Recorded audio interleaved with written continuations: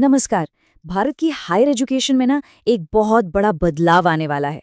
सालों से जो यूजीसी का नाम हम सुनते आए हैं, उसे हटाकर एक बिल्कुल नया सिस्टम लाने की तैयारी चल रही है। तो चलिए आज इसी को समझने की कोशिश करते हैं कि इस बदलाव का आखिर मतलब क्या है। तो सबसे पहला और बड़ा सवाल यही उठता है कि आखिर इतने बड़े बदलाव की जरूरत पड़ ही क्यों गई। मौजूदा सिस्टम में ऐसी क्या कमियां हैं जिन्हें बदलने की नौबत आ गई है। अच्छा, इस पूरे मामले को ठीक से समझने के लिए हम इसे कुछ हिस्सों में तोड़कर देखेंगे। सबसे पहले तो ये जानेंगे कि ये यूजीसी आखिर है क्या। फिर ये भी समझेंगे कि इसे बदलने की बात क्यों हो रही है, इस नए बिल में ऐसा क्या खास है और इसका हम सब पर क्या असर पड़ सकता है। तो चलिए सबसे पहले बात करते हैं उसी संस्था की जिसे ये बिल रिप्लेस करने वाला है, यानी कि यूनिवर्सिटी ग्रांट्स कमीशन यूजीसी।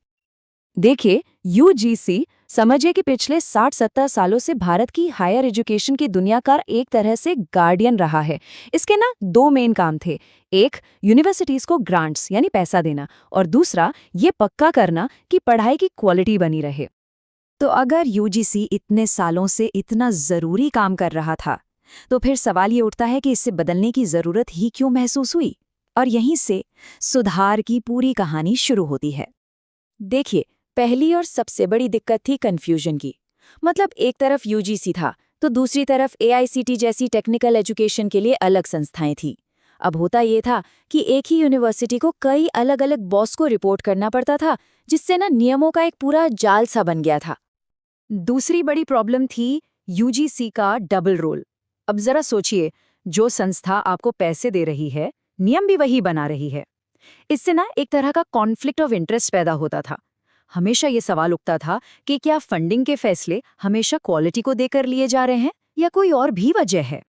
और तीसरी और शायद सबसे बड़ी चिंता, क्वालिटी की। क्या ये पूरा सिस्टम सच में अच्छी पढ़ाई की गारंटी दे पा रहा था? देखिए, देश के कुछ कॉलेज तो वर्ल्ड क्लास थे, लेकिन बहुत सारी जगहों पर पढ़ाई की क्वालिटी पर लगातार सवाल उठते रहे। तो कुल मिलाकर देखें तो बदलाव की मांग इन बड़ी वजहों से उठी।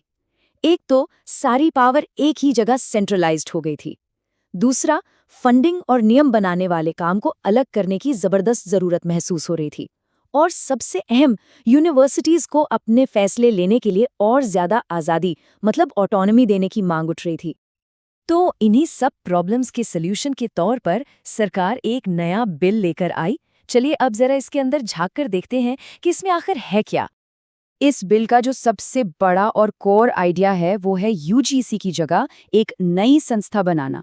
इसका नाम होगा higher education commission of India, short में HECI। और ये देश की अकेली सिंगल रेगुलेटरी बॉडी होगी। और यहीं पर सबसे बड़ा फर्क आता है। देखिए, पुराने यूजीसी सिस्टम में पैसा बांटने का काम और नियम बनाने का काम दोनों एक ही संस्था करती थी। पर ये जो नया HECI है, ये इन दोनों को बिल्कुल अलग कर रहा है।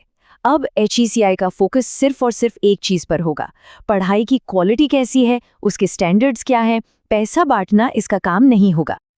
तो HECI के 3 मेन मिशन होंगे। पहला, देश की हर यूनिवर्सिटी कॉलेज के लिए पढ़ाई का एक मिनिमम स्टैंडर्ड तय करना। दूसरा, जो संस्थान बहुत अच्छा काम कर रहे हैं उन्हें और आज़ादी देना। और तीसरा, जो संस्थान नियमों को तोड़ रहे हैं या जिनकी क्वालिटी बहुत खराब है, उन पर सख्त एक्शन लेना, यहाँ तक कि उन्हें बंद करने का आदेश देना। ठीक है, तो ये तो हो गई बिल की बातें। अब जरा आगे बढ़ते हैं और ये देखते हैं कि इन बदलावों का यूनिवर्सिटीज पर, स्टूडेंट्स पर और टीचर्स पर असल में क्या असर पड़ सकता है। यूनिवर्सिटीज के लिए ये एक तरह से अच्छा काम करो और आज़ादी पाओ वाली बात हो जाएगी।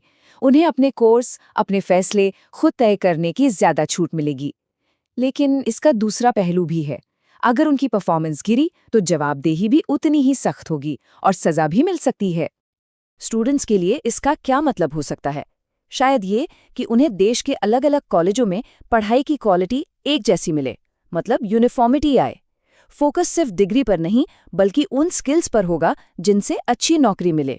और हाँ, ये भी मुमकिन है कि इसका असर कॉलेजों की फीस पर भी पड़े। और बात करें टीचर्स और रिसर्चर्स की, तो उनके लिए भी बहुत कुछ बदल सकता है। उनकी परफॉर्मेंस को आंकने के लिए नए पैमाने आ सकते हैं और यूनिवर्सिटीज में नौकरी और प्रमोशन के नियम भी शायद पूरी तरह बदल जाएं। अब देखिए, जब भी कोई इतना बड़ा बदलाव आता है तो उस पर बहस तो होती ही है। इस बिल को लेकर भी दो तरह की बातें हो रही हैं, कुछ उम्मीदें हैं तो कुछ डर भी हैं। जो लोग इस बिल को सपोर्ट कर रहे हैं, उनका मेन तर्क ये है कि इससे इंस्पेक्टर राज खत्म हो जाएगा।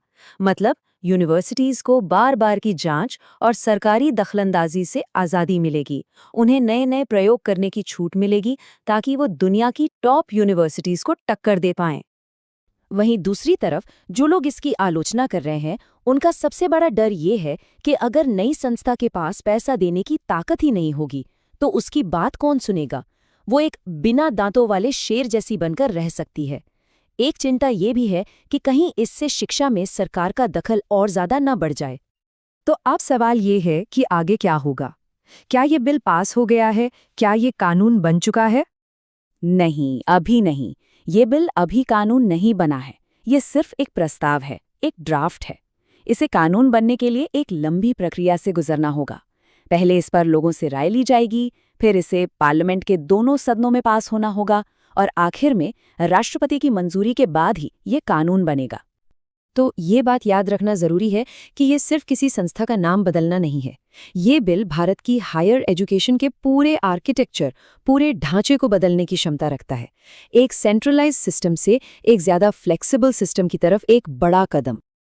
और आखिर में ये बिल हमारे सामने एक बहुत बड़ा सवाल छोड़कर जाता है। क्या ये वाकई भारत की शिक्षा व्यवस्था में एक क्रांति लाएगा या ये सिर्फ पुरानी बोतल में नई शराब जैसा होगा? मतलब ऊपर से सब नया दिखेगा पर अंदर से सिस्टम वैसा ही रहेगा। खैर, इसका जवाब तो आने वाला वक्त ही देगा।